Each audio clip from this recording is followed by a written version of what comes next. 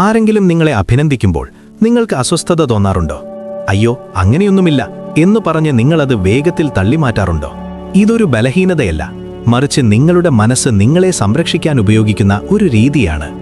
ഇതിന്റെ പിന്നിലെ മനഃശാസ്ത്രപരമായ കാരണങ്ങൾ എന്താണെന്ന് നമുക്ക് നോക്കാം. 1.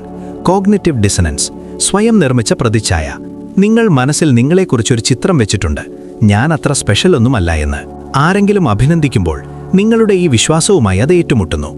ഈ അസ്വസ്ഥത ഒഴിവാക്കാൻ മനസ്സ് കണ്ടെത്തുന്ന എളുപ്പവഴിയാണ് ആ അഭിനന്ദനത്തെ തള്ളിപ്പറയുക എന്നത്. 2. ഇംപോസ്റ്റർ ഫിനോമിനൻ, ഭാഗ്യം കൊണ്ടാണ് എല്ലാം ലഭിച്ചത്. ഈ അവസ്ഥ പലപ്പോഴും മിടുക്കരായ ആളുകളിലാണ് കാണാറുള്ളത്.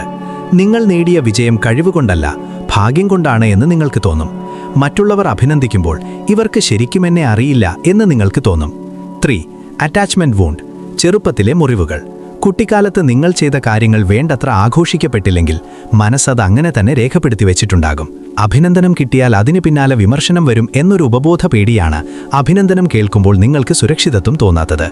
ഇത് ബലഹീനതയല്ല, ഇത് നിങ്ങളുണ്ടാക്കിയ ഒരു ആർമറാണ്. 4. ഹൈ സെൽഫ് മോണിറ്ററിംഗ്, സ്വയം വിമർശിക്കുന്ന മനസ്സ്.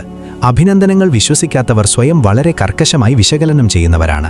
നിങ്ങളുടെ തെറ്റുകൾ മാത്രം ശ്രദ്ധിക്കുകയും കഴിവുകൾ അവഗണിക്കുകയും ചെയ്യുന്ന ഒരു ശീലമുണ്ടായേക്കാം.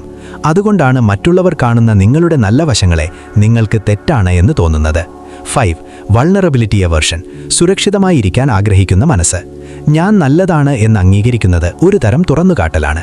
അങ്ങനെ വിശ്വസിച്ച് പിന്നീട് നിരാശരാകുന്നതിനേക്കാൾ ഒന്നും പ്രതീക്ഷിക്കാതെ ഇരിക്കുന്നതാണ് സുരക്ഷിതമെന്ന് മനസ്സ് കരുതുന്നു. ഇതൊരു ബലഹീനതയല്ല, നിങ്ങളുടെ ഇമോഷണൽ ഇൻ്റലിജൻസിൻ്റെ ഒരു പ്രത്യേക തലമാണ്.